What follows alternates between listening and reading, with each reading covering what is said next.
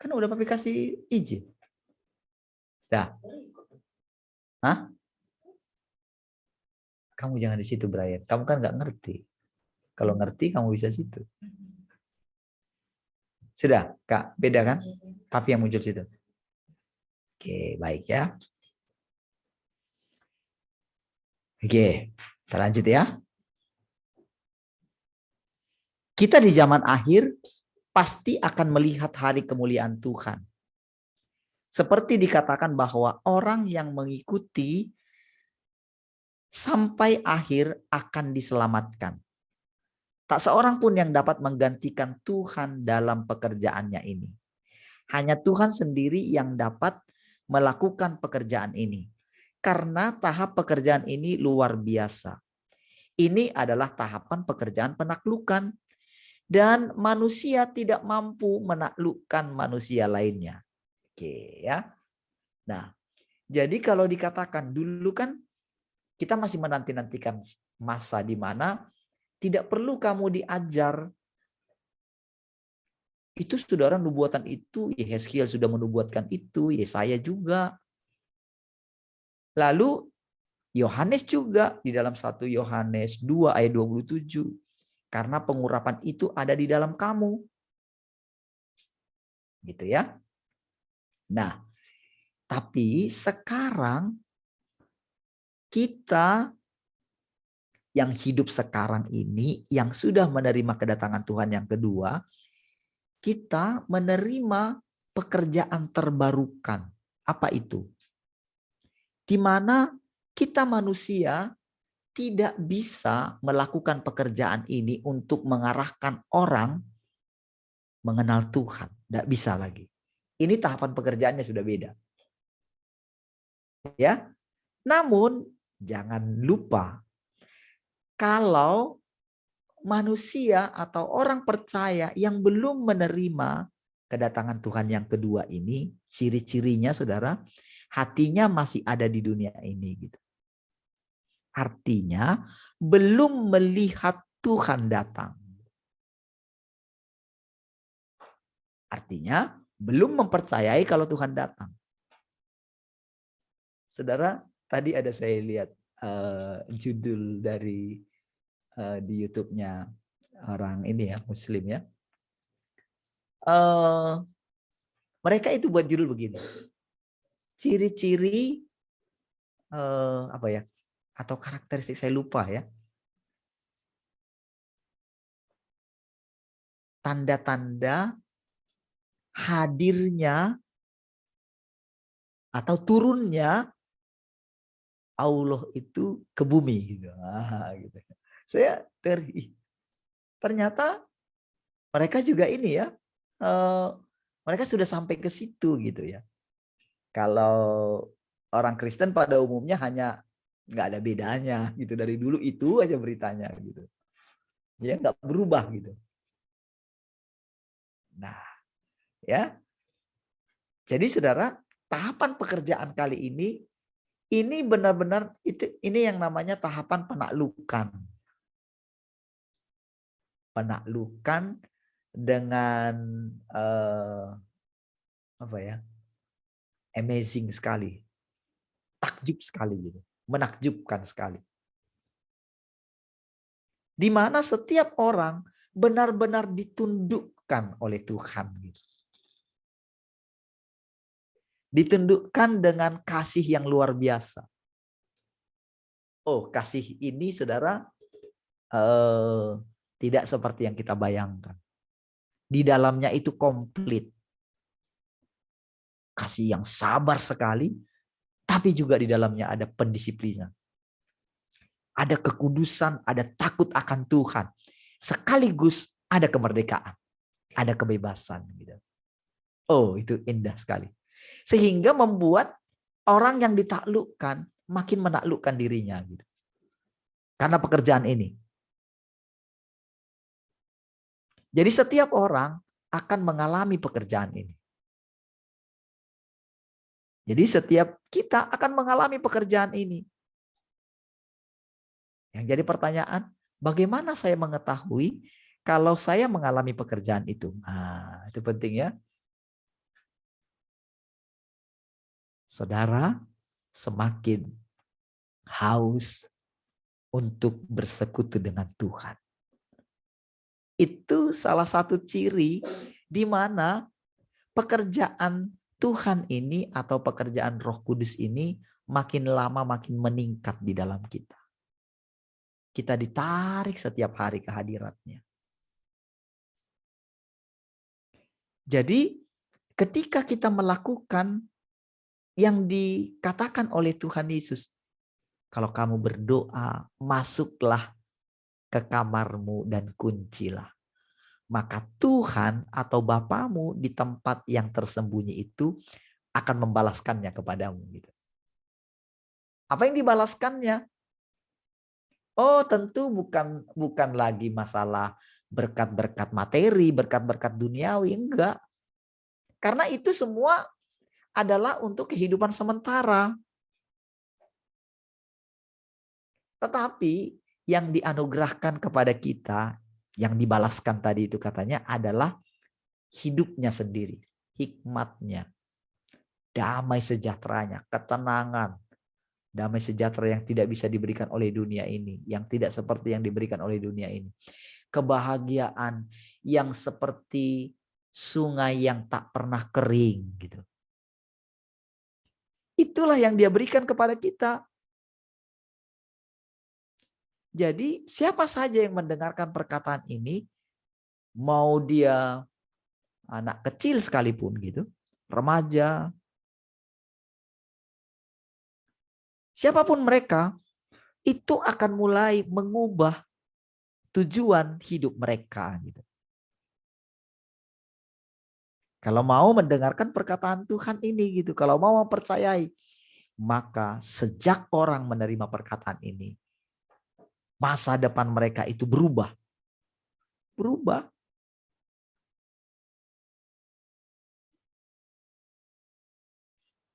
Maka kita akan menjadi orang yang tenang.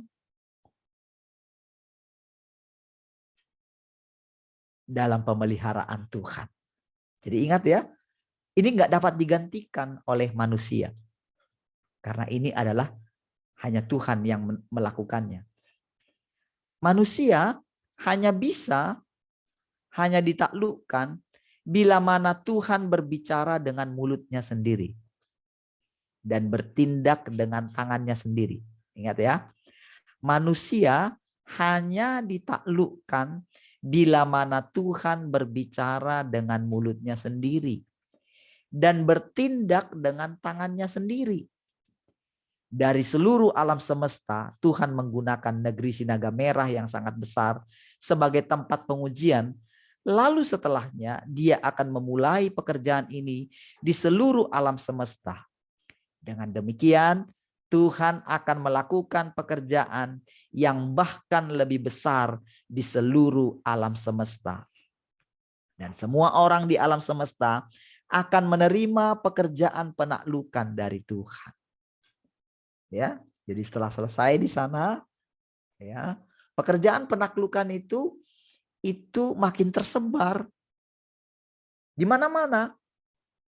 Salah satunya adalah di tempat ini gitu. Dia menaklukkan kita. Tuhan menaklukkan kita semua. Saudara, ketika mata kita mulai tertuju kepada Tuhan, ciri yang sangat kental kelihatan adalah hati kita makin lama makin terpaut kepada Tuhan. Itu ciri yang paling kental, yang paling kentara.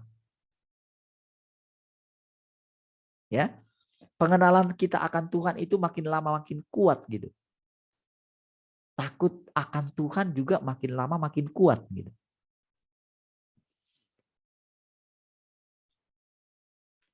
Orang-orang dari setiap agama dan setiap denominasi harus menerima tahap pekerjaan ini. Ini adalah jalan yang harus ditempuh. Tidak ada seorang pun yang bisa lolos darinya. Apakah engkau bersedia menerima hal ini yang dipercayakan kepadamu oleh Tuhan? Aku selalu merasa bahwa menerima amanat Roh Kudus adalah sesuatu yang mulia. Ini orang yang menyampaikan semua perkataan-perkataan ini yang dipakai oleh Tuhan, yang diinkarnasikan oleh Tuhan, wujud daripada Tuhan yang berinkarnasi. Nah, dia ceritakan pengalamannya supaya kita juga semua boleh belajar dari Tuhan. Oh, ini sangat terbuka sekali.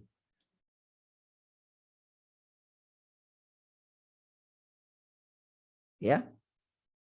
Nanti saudara juga mengalami hal yang sama. Itu benar-benar dituntun dari dalam kita benar-benar mengalami Tuhan yang sesungguhnya. Bukan seperti yang dulu. Ya. Jadi aku selalu merasa bahwa menerima amanat Roh Kudus adalah sesuatu yang mulia. Harusnya kita juga demikian. Diam-diam ada suatu amanat. Amanat itu kan hanya bisa dilakukan oleh orang-orang yang khusus. Kata-kata amanat itu ya.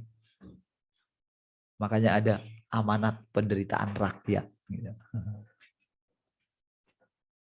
Hanya orang yang mengerti rakyat yang bisa menjalankan amanat. Nah, gitu. Sama kalau dikatakan kita menjalankan amanat.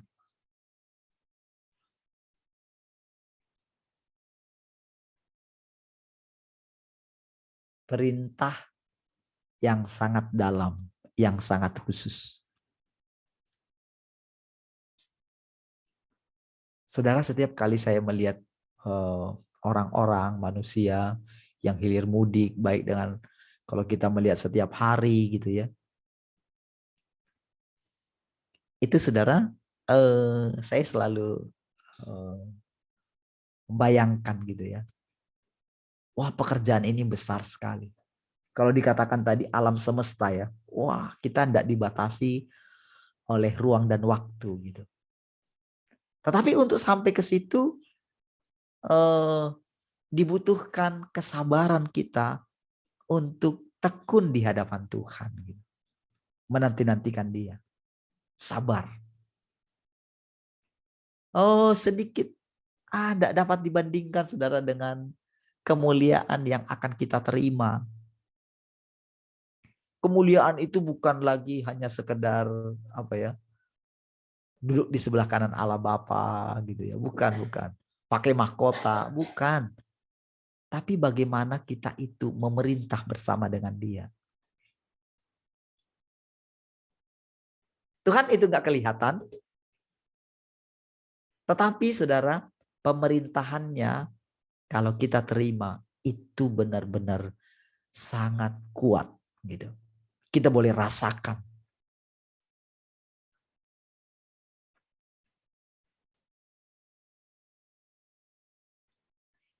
Menurutku ini adalah amanat terbesar yang Tuhan berikan kepada umat manusia. Aku berharap agar saudara-saudariku bekerja keras bersama-sama dengan aku dan menerima amanat dari Tuhan ini sehingga Tuhan memperoleh kemuliaan di seluruh alam semesta dan di dunia atas. Dan hidup kita tidak akan sia-sia. Kita harus melakukan sesuatu untuk Tuhan. Atau kita harus bersumpah. Jika orang tidak mengejar tujuan apapun ketika mereka percaya kepada Tuhan, hidup mereka tidak bermakna. Tidak punya warna katanya.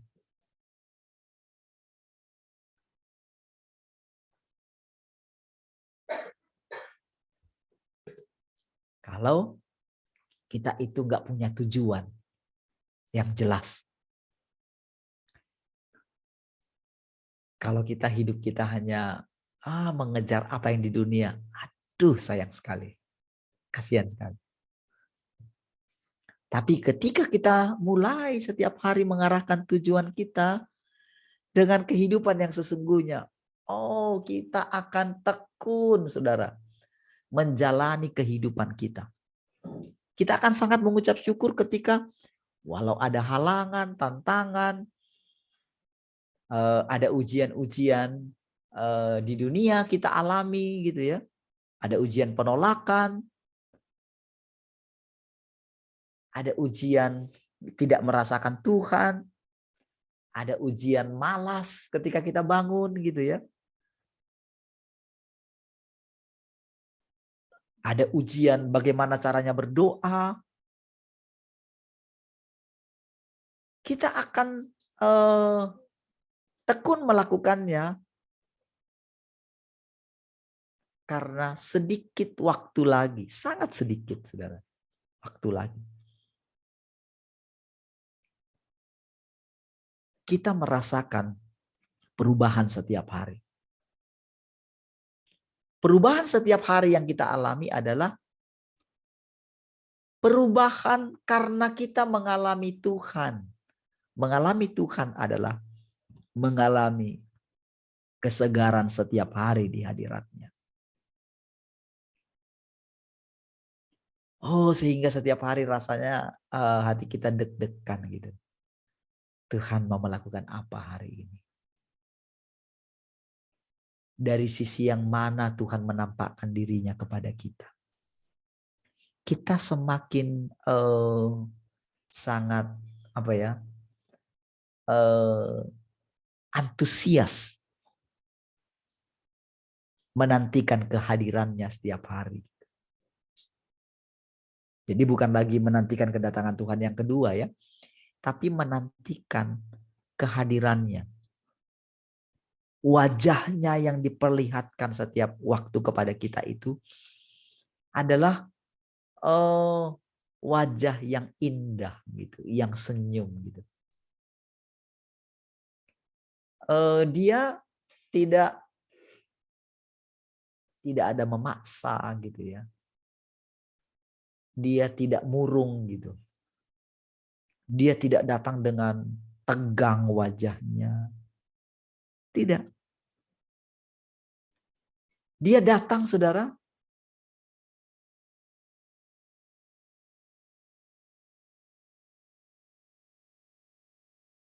membuat setiap orang yang menanti-nantikan dia itu benar-benar dipuaskan dengan kedatangannya. Jadi ini bukan sekedar hadirat ya. Dulu kan kita hanya mengenal hadirat Tuhan lewat kita menyembah Dia gitu. Kita merasakan ketenangan yang tidak terkatakan oleh kita gitu. Atau ketika pertama kali ada satu pertobatan yang luar biasa. Tapi kedatangan Tuhan setiap hari kepada kita itu sangat menakjubkan. Ini boleh saudara buktikan setiap hari. Semua perkataan ini adalah benar. Dan inilah yang dinikmati juga orang-orang kudus yang sudah disempurnakan saat ini. Karena Tuhan itu selalu baru setiap hari. Itulah bedanya sorga dengan bumi.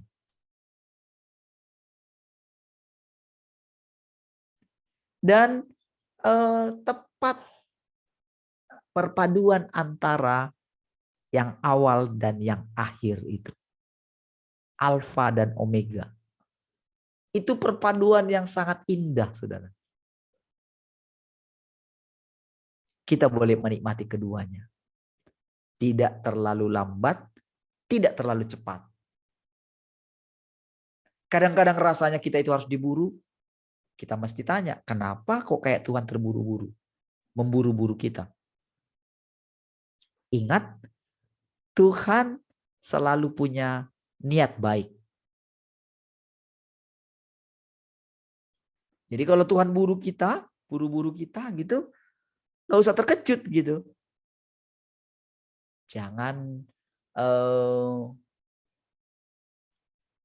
memberontak kepada Tuhan ketika rasanya diburu-buru. Saudara, kalau pada waktu mereka dibawa keluar dari Mesir, kalau mereka nggak buru-buru makan Paskahnya, wah mati mereka ketinggalan, saudara. Atau kelaparan nanti di tengah jalan gitu. Jadi mereka harus buru-buru, harus makan gitu. Dengan terburu-buru gitu. Jadi mereka benar-benar dikeluarkan gitu dari dunia.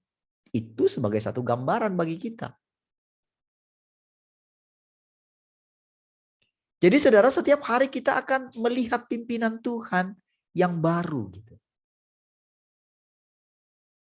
Jadi perbaruan antara keyakinan iman dan menanti-nantikan Tuhan. Sambil berjaga-jaga. Oke? Jika orang tidak mengejar tujuan apapun ketika mereka percaya kepada Tuhan, hidup mereka tidak bermakna ya. Dan ketika saatnya tiba bagi mereka untuk berpulang, mereka hanya akan melihat langit biru dan bumi yang berdebu. Apakah itu kehidupan yang bermakna? Jika engkau dapat memenuhi persyaratan Tuhan saat engkau hidup, bukankah ini hal yang indah? Mengapa engkau selalu mendatangkan masalah ke atas dirimu sendiri? Dan mengapa engkau selalu begitu putus asa? Apakah engkau telah mendapatkan sesuatu dari Tuhan dengan bertindak seperti itu? Dan bisakah Tuhan mendapatkan sesuatu darimu? Dalam sumpahku kepada Tuhan, yang ada hanya janji dari hatiku. Aku tidak berusaha membodohinya dengan kata-kataku. Aku tidak akan melakukan sesuatu seperti itu. Aku hanya ingin menghibur Tuhan yang aku kasihi dengan hatiku, sehingga rohnya di sorga dapat terhibur. Nah, saudara,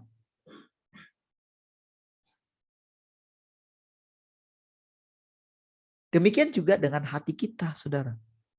Kita mulai dapat membedakan mana itu hati Tuhan, rohnya Tuhan yang posisinya di sorga.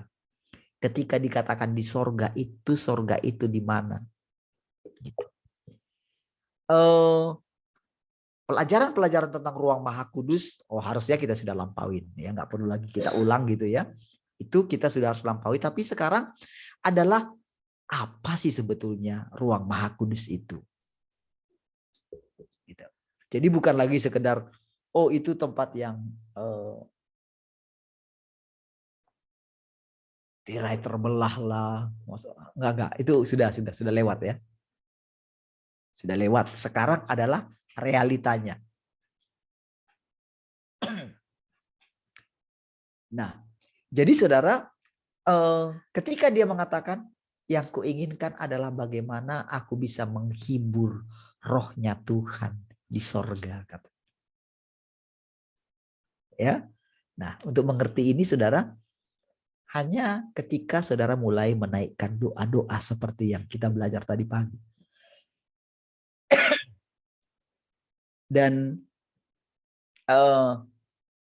kehadiran Tuhan yang memimpin kita, menuntun kita, itu ada kerjasama dengan kita. Kerjasamanya adalah kita mengenal dan bertindak. Jadi ada perpaduan antara ketika dia hadir, bermanifestasi dalam kita, lalu kita, manusia kita pribadi gitu ya, manusianya, itu mengalami tadi mendengarkan arahannya, mendengarkan gerakannya, mengalami pekerjaannya yang mengubahkan kita. Lalu dengan itu dia menantikan pemberian dari kita. Pemberian dari kita kan adalah hati kita ya. Kita berikan kepada dia. Kita bayar harga istilahnya. Jadi kita itu bisa menghibur Tuhan. Karena kan prinsipnya kan Tuhan itu kan prinsipnya itu nggak pernah lari kan daripada perkataannya. Apa yang kita tabur, kita akan tuai. Ketika Tuhan menabur penghiburan kepada kita, maka pasti dia juga mendapatkan penghiburan dari kita. Itu keseimbangan. Itu artinya keseimbangan sorga dengan bumi.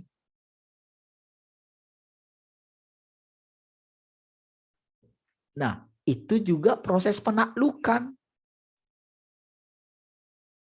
Makanya saudara, Tuhan Yesus sampai dia mencapai puncaknya, kepadamu kuserahkan nyawaku. Dia nggak melihat Tuhan. Dia nggak melihat Allah. Pada posisinya sebagai manusia. Dia lagi jalan kan, dia kan lagi menunjukkan jalan itu sendiri.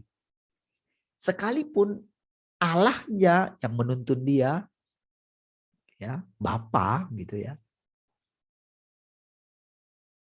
Nah, namun dia secara pribadi juga punya kehendak. Makanya awalnya dia bilang kepada kita, akulah jalan, kebenaran, dan hidup. Oh, manusia nggak bisa mengucapkan itu. Manusia biasa nggak bisa mengucapkan itu. Hanya manusia inkarnasi Tuhan yang adalah Tuhan itu sendiri. Oke? Manusia biasa nggak bisa mengatakan aku dan Bapa satu. Nggak bisa. Nggak bisa sebelumnya ya. Sama juga kita sekarang. Kita nggak bisa mengucapkan itu. Maka perkataan-perkataan kita ketika didengarkan orang, kita cerita kepada mereka, wow, bagi mereka itu tinggi sekali. Dan mereka nggak percaya.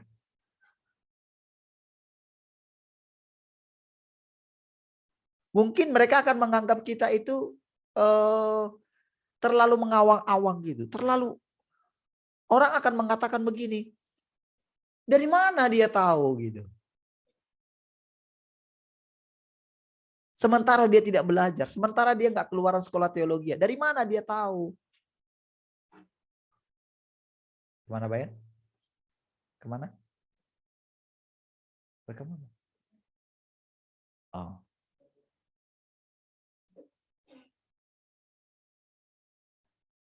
Gak bisa mengucapkan itu. Nah, kita kan mengetahuinya.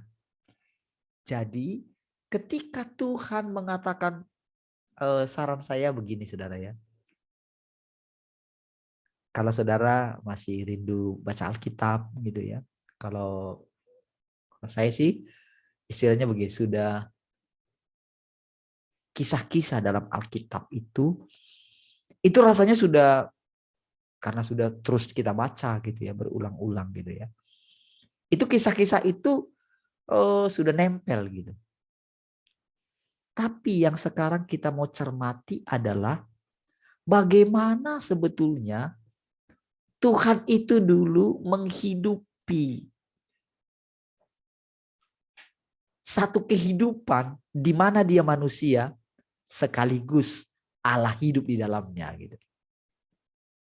Tapi pada endingnya, walaupun dia sudah sadar itu, dia sudah mengucapkan, dia sudah mendoakan, doa-doanya tidak pernah melanggar prinsip-prinsip firman, saudara. Kalau doa-doa orang Kristen sekarang masih banyak egoisnya. Gitu. Tuhan itu mendoakan sesuai prinsip. Dan dia sering berdoa apa yang digerakkan Roh Kudus di dalam dia. Jadi saudara, jangan membuat, oh Roh Kudus itu karena dia ibu, dia harus menundukkan diri. Wah, kalau seperti itu saudara akan bingung.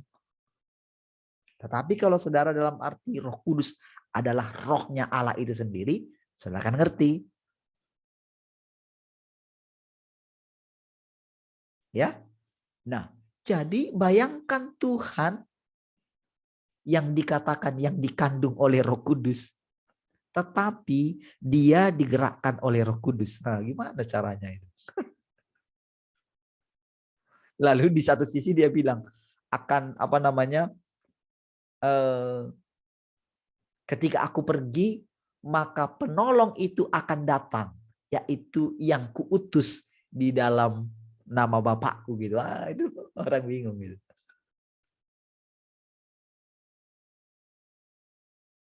Siapa yang Roh Kudus, siapa yang lebih besar? Ya, siapa yang diutus gitu kan? Siapa yang mengutus gitu? Orang itu akan bingung gitu. Tapi begitu kita mengalami kehidupan Tuhan yang sekarang, ketika kita mulai dari mulut kita ini, kita menerima pekerjaan Tuhan, menerima inkarnasi Tuhan, maka lambat laun kita akan mengerti Makin lama makin jelas gitu. Ya, baik. Aku akan memberikan. Hati mungkin berharga, tetapi kasih lebih berharga. Aku akan memberikan kasih yang paling berharga dalam hatiku kepada Tuhan, sehingga dia dapat menikmati hal terindah yang aku miliki, dan agar dia dapat dipuaskan dengan kasih yang aku persembahkan kepadanya. Apakah engkau bersedia memberikan kasihmu kepada Tuhan agar dia dapat menikmatinya? Apakah engkau bersedia menjadikan ini modal keberadaanmu? Dalam pengalamanku, aku telah melihat bahwa semakin banyak kasih yang aku berikan kepada Tuhan, semakin banyak sukacita yang aku temukan dalam hidup. Terlebih lagi kekuatan tidak terbatas. Dan aku dengan senang hati mempersembahkan seluruh tubuh dan pikiranku dan selalu merasa bahwa aku tidak mungkin dapat cukup mengasihi Tuhan. Saudara, semua perkataan ini saudara, itu menjelaskan semua yang saya katakan tadi itu saudara. Ini bahasanya.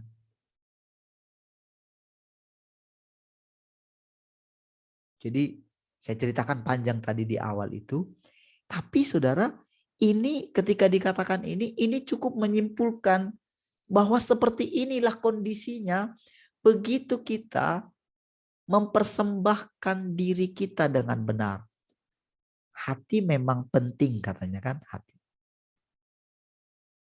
Tapi yang lebih penting adalah kasih katanya. Penggeraknya gitu. Sehingga membuat kita ketika kita mempersembahkan sesuatu kepada Tuhan tidak asal-asalan gitu. Sama seperti bangsa Israel, mereka itu harus benar-benar memperhatikan korban yang mereka bawa. Wow, diperhatikan semuanya. Dilihat cacatnya. Para imam itu harus menseleksi. Tapi yang jadi permasalahannya pada waktu itu adalah sudah terjadi penyelewengan dari para imam-imam. Sehingga yang dipersembahkan, korban yang dipersembahkan itu sudah korban yang cacat. Jadi orang nggak bisa mempersembahkan dengan baik. Lalu datanglah korban yang sesungguhnya adalah Tuhan itu sendiri. Melalui dia mengambil tubuh manusia. Gitu. Oke, lalu berikutnya ketika Injilnya mulai diberitakan, terbentuklah kumpulan orang-orang percaya. Namun sekali lagi saudara, Taurat itu muncul lagi. Sehingga orang merasa dengan kekuatannya dia bisa melayani Tuhan. Dia bisa menyembah Tuhan, dia bisa memberitakan Injil, dia bisa melakukan segala sesuatu untuk pelebaran kerajaannya gitu. Tetapi mereka tidak tahu kalau mereka adalah pelaku-pelaku pelayanan kejahatan gitu. Pelaku-pelaku pelayanan gitu. Bukan orang yang mempersembahkan hatinya kepada Tuhan, kasihnya kepada Tuhan. Jadi mereka melayani lebih terarah, kalau aku melayani maka aku akan mendapatkan upah.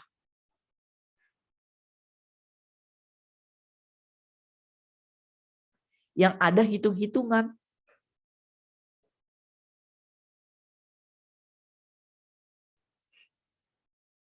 Sehingga mereka akan datang di akhir zaman.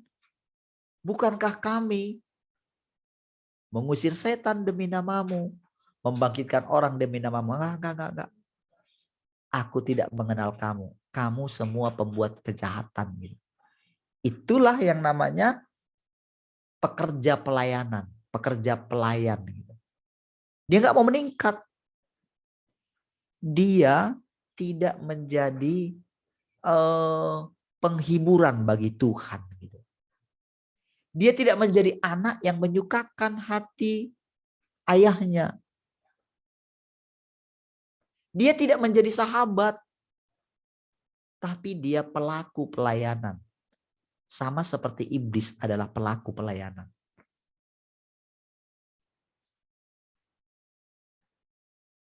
Hatinya tidak dia berikan.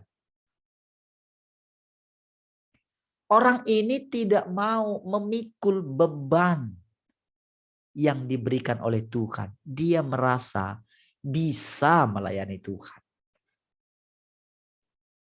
Dan dia dengan sekuat tenaga menjaga dirinya menjadi kudus. Atau apa saja. Dia tidak tahu kalau dia itu sedang memungkiri bahwa Tuhan sudah menebus itu semua. Sudah melakukan itu semua.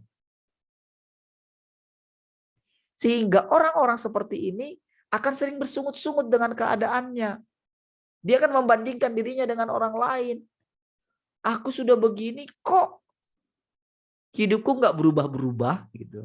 Nah, itu aduh, nggak bisa masuk menikmati kehidupan yang akan datang itu, saudara. Kasihan sekali. Ya. Jadi dengan senang hati kita mempersembahkan seluruh tubuh dan pikiran kita. Dan selalu merasa bahwa aku tidak mungkin dapat cukup mengasihi Tuhan. Wah, gitu dah. Memang perasaan itu harus ada gitu. Dan memang itu betul. Dan saudara pasti akan mengalaminya.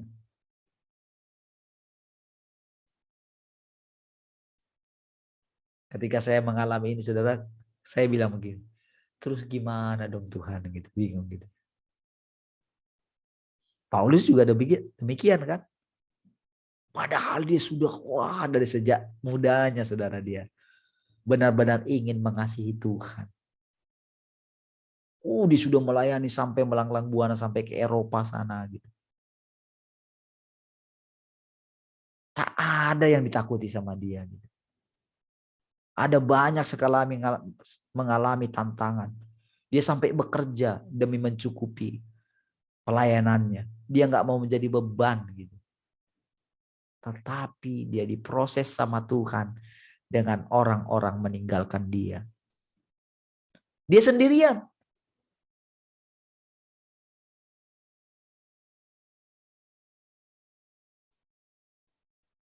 Disitulah tahapan ujian.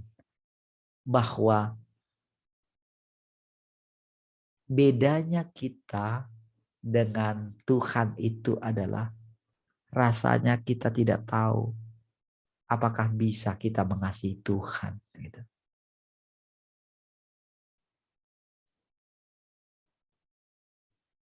Hanya ketika Tuhan bisa menikmati kita, disitulah baru kita bisa menikmati Tuhan sebagaimana adanya Dia.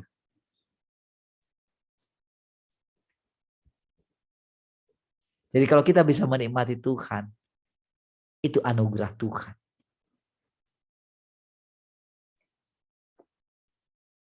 Jadi tepat kata firman Tuhan, bukan kamu yang mengasihi aku, tapi aku yang mengasihi kamu. Tapi bukan berarti kita nggak bisa mengasihi Tuhan. Kita bisa mengasihi Tuhan. Tapi mengasihi Tuhan dengan benar. Kita hanya bisa mengasihi Tuhan dengan kasih Tuhan yang dianugerahkan kepada kita. Inilah yang membuat kita selalu rendah hati menunggu Tuhan setiap hari. Iya, dalam setiap keadaan kita. Kita tidak akan pernah berpuas diri. Kalau kita menikmati Tuhan hari ini, kayak tadi pagi menurut saya indah sekali. Gitu.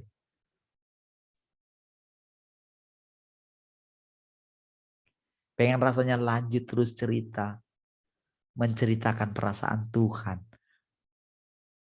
Dan kita boleh menikmati kehadiran Tuhan setiap hari.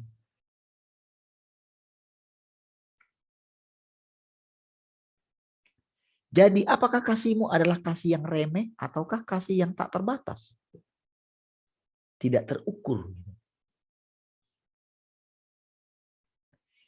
Jika engkau benar-benar ingin mengasihi Tuhan, engkau akan selalu memiliki lebih banyak kasih untuk diberikan kembali kepadanya. Dan jika itu yang terjadi, orang dan hal apa yang mungkin menghalangi kasihmu kepada Tuhan?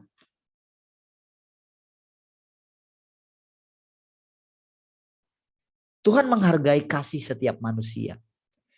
Kepada semua orang yang mengasihinya, berkatnya berlipat kali ganda. Karena kasih manusia begitu sulit didapat. Dan hanya ada sedikit, hampir tidak terlihat. Di seluruh alam semesta, Tuhan telah mencoba meminta orang-orang membalas mengasihinya. Tetapi selama berabad-abad sampai sekarang hanya sedikit sejumlah kecil yang pernah membalas mengasihinya dengan kasih sejati. Sejauh yang aku ingat, Petrus adalah salah satunya.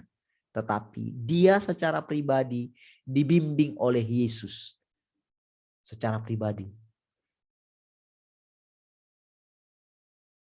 Apakah engkau mengasihi aku lebih daripada yang lain? Itu kata-kata itu saudara. Tuhan katakan ketika dia bangkit dari antara orang mati. Menampakkan diri kepada Petrus dengan tubuh kemuliaan. Oh, kuatnya kehadiran Tuhan itu saudara.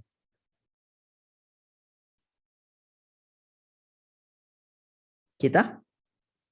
Apakah demikian? Tapi apakah Petrus lebih beruntung daripada kita? Tidak. Justru saudara, menurut Tuhan, kita yang tidak melihat tapi percaya lebih berbahagia. Bukankah begitu firman Tuhan? Ketika Thomas berusaha ingin melihat, mencucukkan tangannya.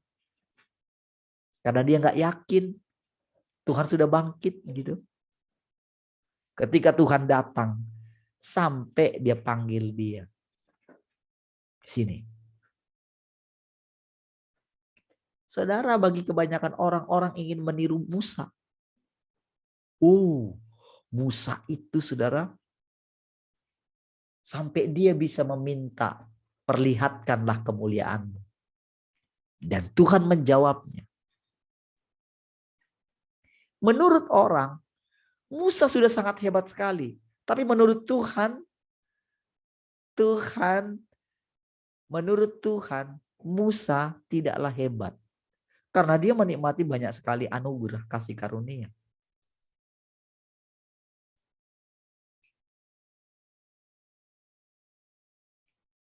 Saudara,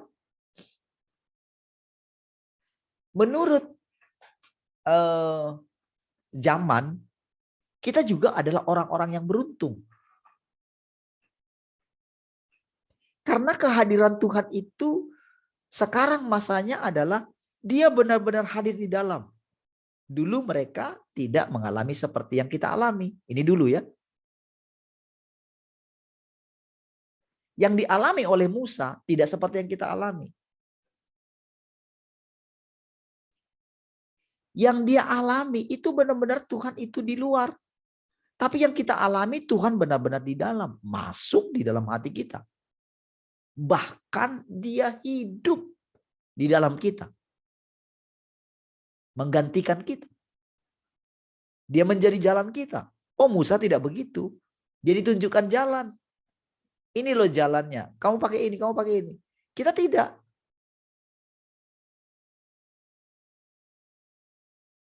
Jadi Petrus itu diajari, dibimbing oleh Tuhan itu sendiri. Tuhan itu sendiri. Oh, saudara bisa bayangkan ketika Tuhan mengatakan kepada Petrus, Simon anak Yohanes, apakah engkau mengasihi aku lebih daripada yang lain? Oh, orang bisa mengkhotbahkan itu hebat. Mungkin orang berurai air mata.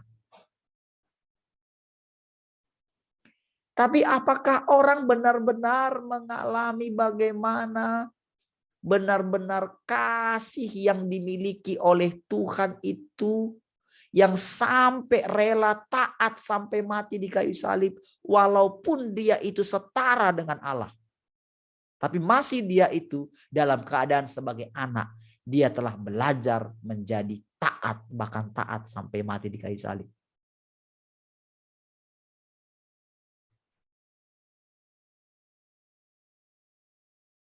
Dan sekarang roh yang sama, Tuhan yang sama, hidup kembali di dalam saudara dan saya. Percayakah saudara akan hal itu? Bisakah saudara menerima perkataan ini? Maukah saudara mengalami pengalaman ini?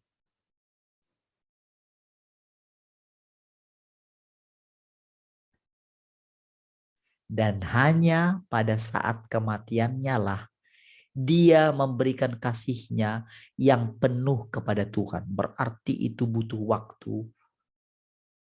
Butuh waktu 30 sampai 40 tahun.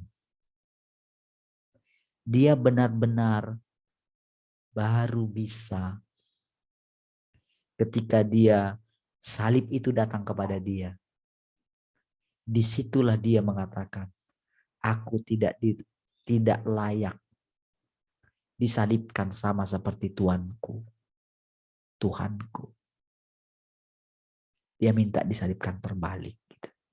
Tapi saudara, dia melakukannya itu dengan penuh kasih. Bukan, dia tidak ada meminta supaya Tuhan membalaskan apa yang dilakukan oleh orang yang menganiayanya.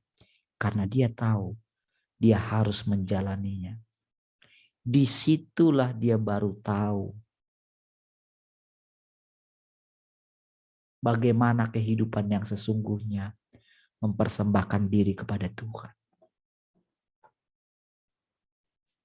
Disitulah dia kehilangan reputasinya. Disitulah dia boleh mengalami bagaimana dulu ketika Tuhan naik di atas kayu salib. Dia merasakan. Dia mengingat semua perkataan Tuhan dulu. Ampunilah mereka, karena mereka tidak tahu apa yang mereka perbuat. Dan kabar tentang perkataan yang dikatakan oleh Stefanus pada waktu itu, dia juga mengingatnya. Ketika Stefanus dilempari gitu. Tapi Stefanus katanya dia melihat ke sorga. Ada anak, ada Allah Bapa juga di sana. Hal itu terngiang kepada dia, saudara. Tapi pada saat dia di kayu salib itu, saudara, dia bisa melampaui itu. Mungkin dia tidak mengucapkan perkataan itu ketika dia disalibkan.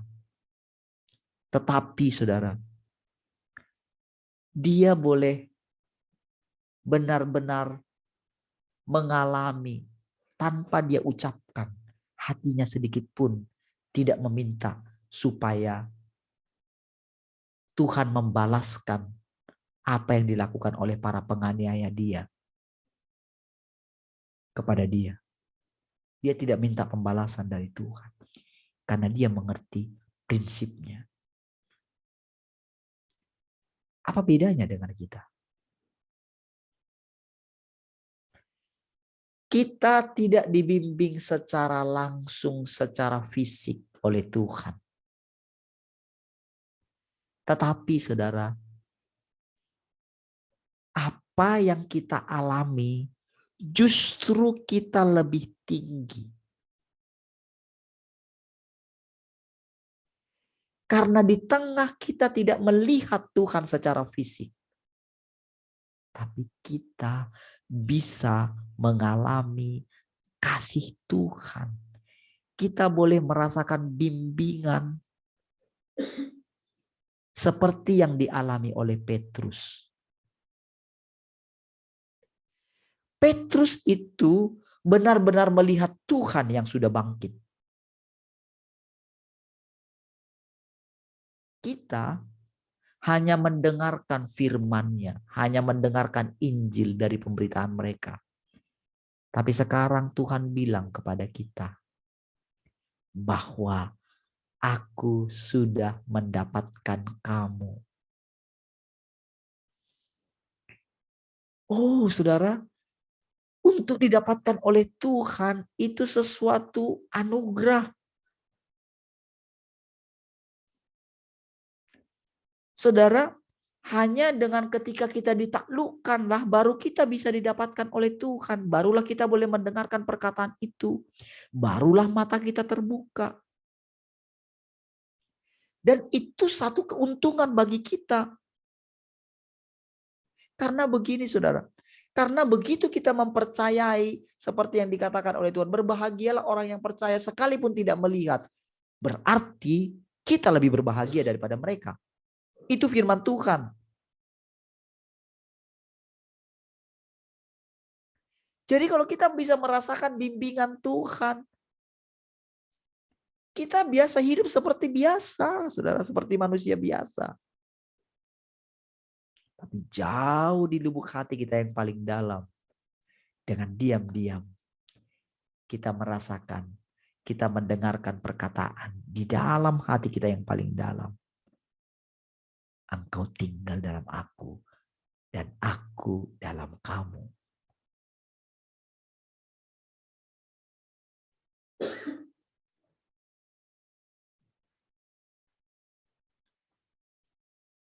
Dan kemudian hanya pada saat kematiannya lah dia memberikan kasihnya yang penuh kepada Tuhan.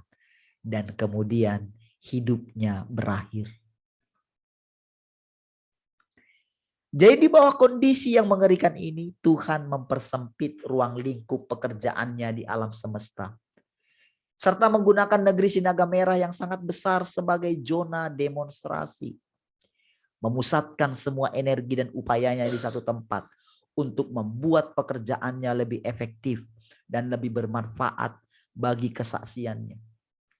Di bawah dua kondisi inilah Tuhan memindahkan kerajaannya atas seluruh alam semesta kepada orang-orang Tiongkok daratan ini yang memiliki kualitas terendah dari semua orang dan memulai pekerjaan penaklukannya dengan penuh kasih.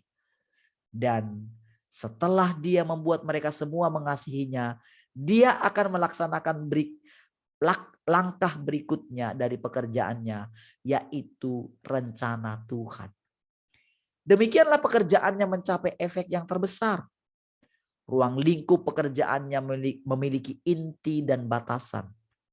Jelas betapa besar harga yang telah Tuhan bayar dan seberapa banyak usaha yang telah dia keluarkan ketika melaksanakan pekerjaannya di dalam kita. Untuk hari kita yang akan datang. Inilah berkat bagi kita. Tuhan menyebutkan itu bagi mereka. Tapi untuk kita boleh menghidupi dari hasil pekerjaan yang Tuhan lakukan di masa yang lampau itu 30 tahun yang lalu.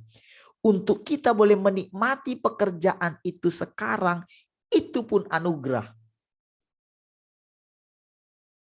Jadi kita nggak boleh meniru apa yang Tuhan kerjakan. Kita jangan memaksakan apa yang Tuhan kerjakan di sana. Kita nggak boleh dengan pikiran kita melihat, kita kagum dengan itu. Tapi yang kita kagumi itu bukan Tuhannya. Tetapi bagaimana iman mereka. Sementara yang membuat iman mereka seperti itu adalah Tuhan. Jadi sekarang ketika Tuhan memulai pekerjaannya di dalam kita, yang kita harus pandang adalah Tuhan itu sendiri. Bukan apa yang kita alami, bukan bagaimana caranya kita membalas dia, tapi bagaimana kita boleh menantikan dia setiap hari. Sehingga ketika Tuhan ingin menikmati hidup kita, kita boleh mempersembahkan hidup kita sepenuhnya kepada dia. Oh, itu luar biasa sekali, saudara. Oleh karena itu, yang mengacaukan gagasan manusia adalah bahwa orang-orang barat iri kepada kita karena dilahirkan di tempat yang bagus. Tetapi kita semua melihat diri kita sendiri sebagai orang yang hina dan rendah. Bukankah ini Tuhan yang sedang mengangkat kita? Keturunan Sinaga Merah yang sangat besar yang selalu diinjak-injak sedang dipandang tinggi oleh orang-orang barat. Ini benar-benar berkat bagi kita. Saudara, ketika dulu terjadi penganiayaan yang sangat luar biasa sebelum yang dialami oleh gereja Tuhan yang Maha Kuasa, itu saudara, para penginjil orang-orang Kristen di barat gitu. Itu mereka itu sangat membanggakan mereka gitu. Kan sebelum sampai tahun 50 itu saudara, itu misalnya begitu satu orang itu dianiaya, itu bisa satu penjara bertobat dan sebagainya gitu ya. Dan setelah terjadi pekerjaan yang luar biasa lagi, oh itu wah sudah luar biasa sekali. Coba saudara lihat tari-tariannya dan segala macam itu. Oh keren sekali.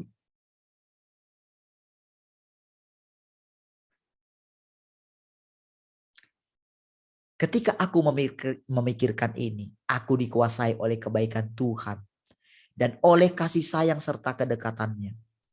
Ini menunjukkan bahwa semua yang Tuhan lakukan tidak sesuai dengan gagasan manusia.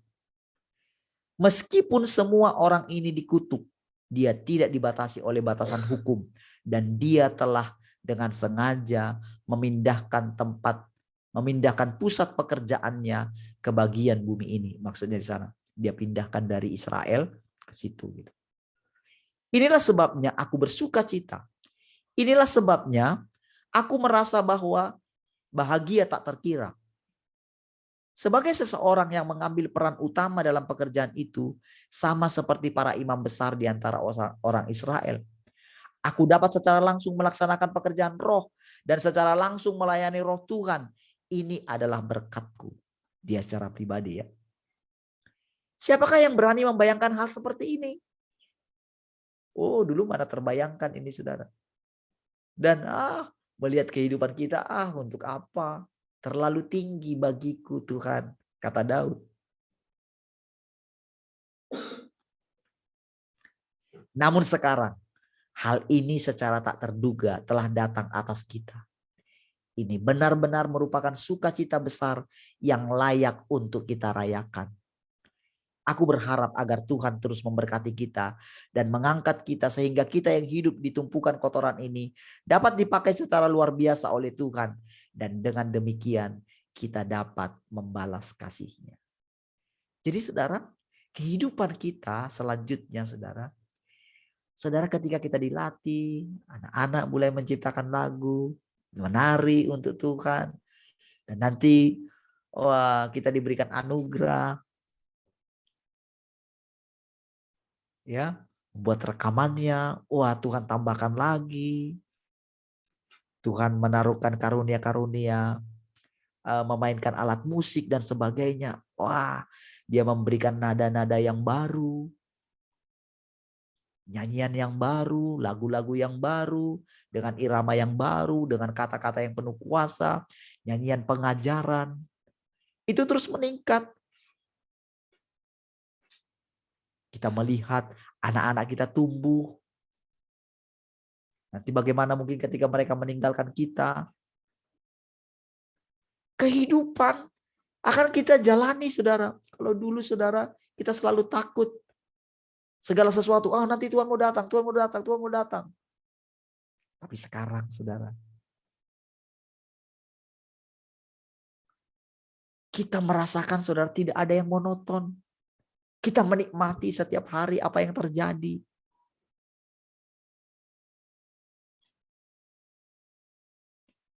Pikiran kita begitu dipenuhi dengan Tuhan setiap hari.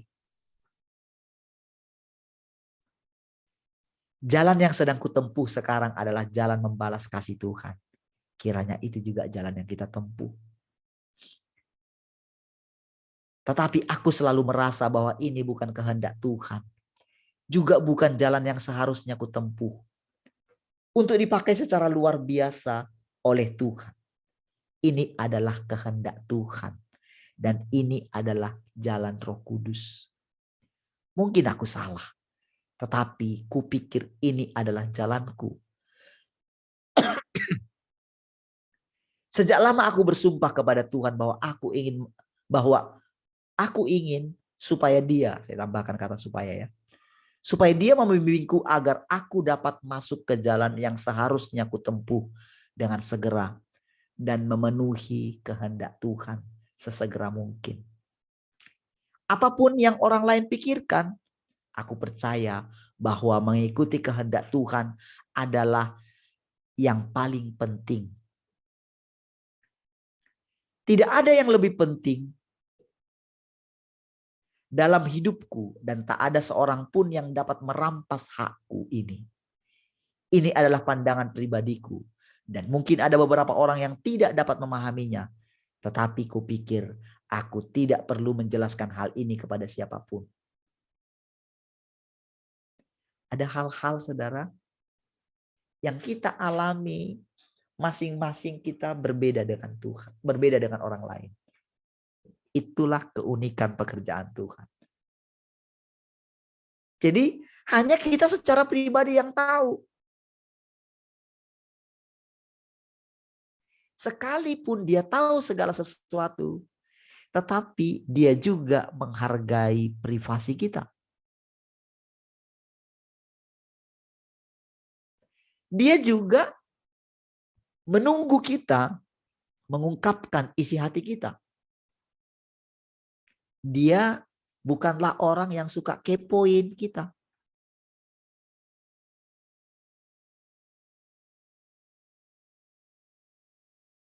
Ketika kita mulai dalam keadaan bahaya, barulah dia itu karena kasihnya. Karena dia tidak mau kita merusak pekerjaan Tuhan dalam diri kita. Maka dia cepat bertindak. Jadi semata-mata karena kasihnya. Tetapi selanjutnya saudara, ketika kita mau memberikan hati kita kepada dia, dalam hal itu dia menahan dirinya supaya kasih yang dia terima dari kita, dari saudara dan saya, itu benar-benar murni dari hati kita yang paling dalam. Tidak menganggap kesetaraan dengan Allah sebagai milik yang harus dipertahankan.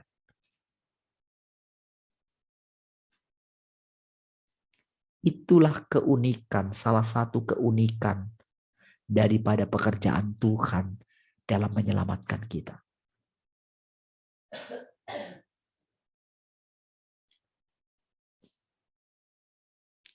Aku harus mengambil jalan yang harus kutempuh. Begitu aku mengenali jalan yang harus kutempuh, aku akan mengambilnya dan tidak akan mundur. Dengan demikian, aku kembali ke kata-kata ini. Aku telah menetapkan hatiku untuk melakukan kehendak Tuhan. Roh yang sama yang dimiliki oleh Tuhan ini, itu pasti kita miliki. Aku telah menetapkan hatiku untuk melakukan kehendak Tuhan. Itulah yang dilakukan oleh Yesus. Jangan kehendakku yang jadi. Kepadamu kuserahkan nyawaku. Dia nggak perlu bertanya kepada Tuhan, apa yang akan terjadi kalau aku mati. Dia membulatkan tekadnya pas pada saat peralihan antara hidup dan mati. Kepadamu kuserahkan nyawaku. Tetapi apa bedanya dengan kita? Apakah dia mengulangi perkataan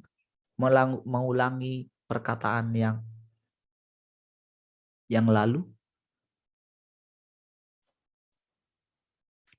Hanya gagasan manusialah yang selalu ingin mengulang apa yang dilakukan oleh Tuhan dulu.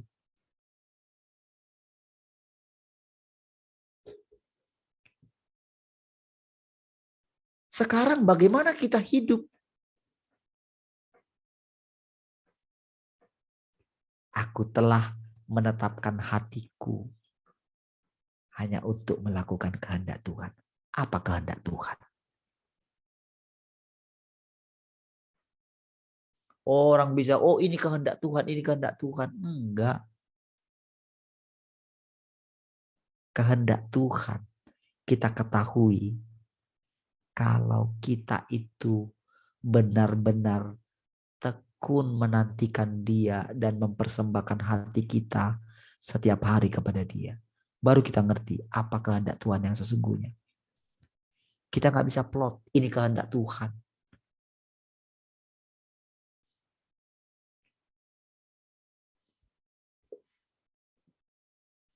Tuhan Yesus tidak sok pintar.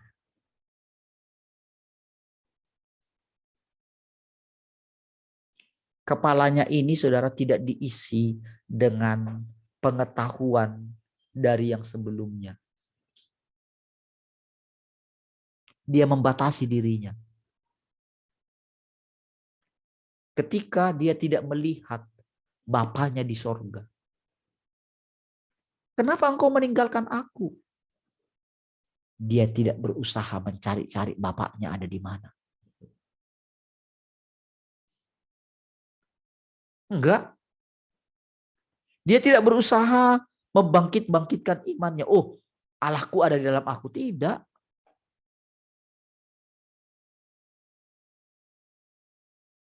Ini ujian bagi kita juga.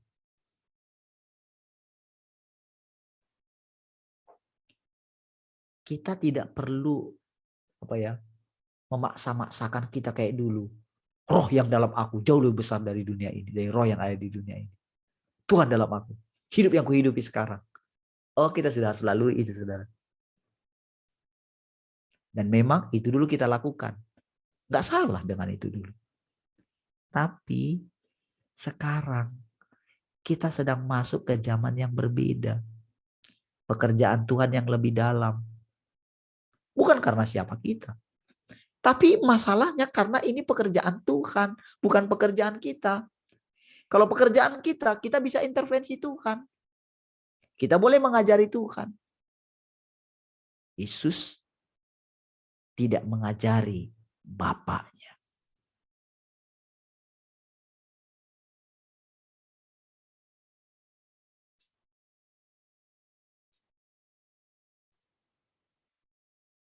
Kepadamu kuserahkan nyawaku.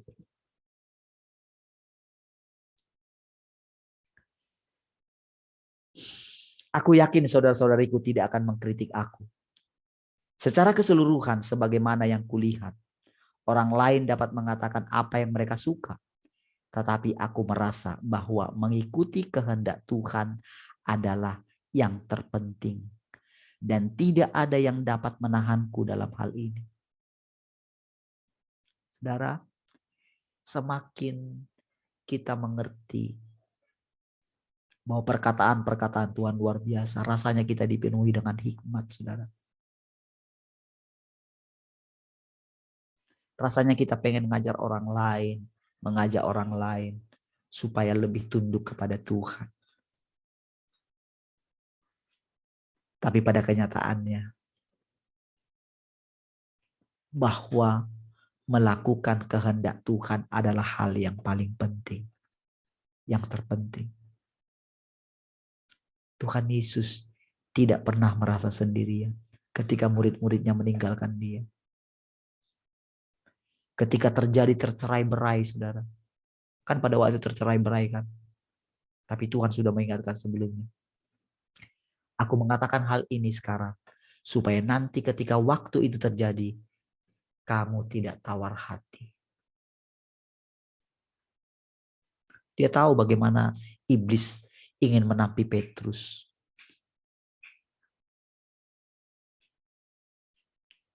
Dia tahu bagaimana orang-orang mulai meninggalkan dia. Tapi saudara, dia tidak berusaha membujuk Tuhan supaya dia menolong orang-orang yang meninggalkan dia. Tapi matanya tertuju kepada Bapaknya. jalan yang sama yang harus kita punyai. Inilah kebebasan kita di hadapan Tuhan.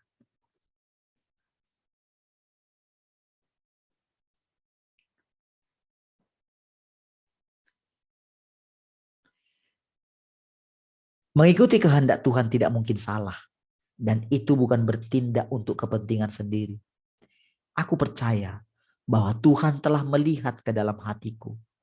Jadi bagaimana seharusnya engkau memahami ini? Apakah engkau bersedia mempersembahkan dirimu untuk Tuhan? Apakah engkau bersedia dipakai oleh Tuhan? Apakah engkau bersumpah untuk mengikuti kehendak Tuhan? Aku berharap kata-kataku dapat membantu saudara-saudariku. Meskipun wawasanku tidak mendalam, aku masih memberitahukannya kepadamu. Sehingga kita dapat berbagi perasaan terdalam kita. Tanpa penghalang di antara kita. Sehingga Tuhan akan selalu berada di antara kita selamanya. Coba saudara lihat perbedaan atau tingkatan daripada perkataan ini daripada yang sebelumnya. Berbagi perasaan, berbagi pengalaman. Supaya apa dikatakan? Supaya kita makin mengalami kehadiran Tuhan di antara kita. Jadi kehadiran Tuhan di antara kita bukan dia datang kayak gimana. Enggak, karena firman-Nya. Dan ketika kita menerapkan firman-Nya, maka wajah Tuhan makin lama makin jelas. Kehadiran dia di antara kita makin lama makin kuat. Ini adalah perkataan dari hatiku. Baiklah, itulah semua yang harus kukatakan dari hatiku hari ini. Aku berharap saudara-saudariku akan terus bekerja keras. Dan aku berharap Roh Tuhan akan selalu menjaga kita. Amin. Baik, mari kita berdoa. Terima kasih Tuhan. Kami bersyukur malam hari ini. Kami boleh merasakan kehadiran-Mu. Kami percaya makin lama makin kuat. Terima kasih Tuhan. Haleluya. Tuhan, biar kami boleh menetapkan hati kami untuk melakukan apa yang menjadi kehendak-Mu. Malam ini kami istirahatkan tubuh kami ini dalam hadirat-Mu. Sehingga kembali kami besok bangun dengan tubuh yang fresh dan segar. Terpujilah Tuhan untuk selama-lamanya. Mari kita semua yang mengasihi Tuhan sama-sama katakan. Amin. Baik, puji Tuhan. Tuhan memberkati semua. Shalom.